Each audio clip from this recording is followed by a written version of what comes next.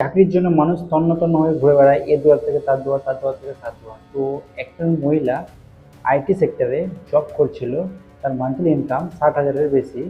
সেই মহিলা IT job ছেড়ে দিয়ে এখন চালাচ্ছে অটো ড্রাইভার। হ্যাঁ, এটা একটা ব্যাঙ্গালোরের একটি ঘটনা। সেই মহিলাটি মানে অটো চালাতে চালাতে যাত্রীর সঙ্গে কথোপকথন হতে হতে কথাটি বেরিয়েছে।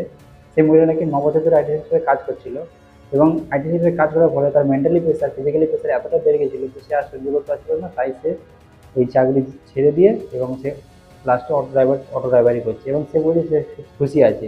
কোম্পানির উপর থেকে যে অতিরিক্ত প্রেশার আছে সে তখন আর সহ্য করতে পারে না, এবং তার মেন্টালি যে শৈলিক স্বাচ্ছন্দ্য তা সেটা কিন্তু তার পাওয়া যায় না। তাই সে জব ছেড়ে দিতে বা অন্য কোনো রাস্তা বিকল্প খুঁজতে সে বাধ্য হয়।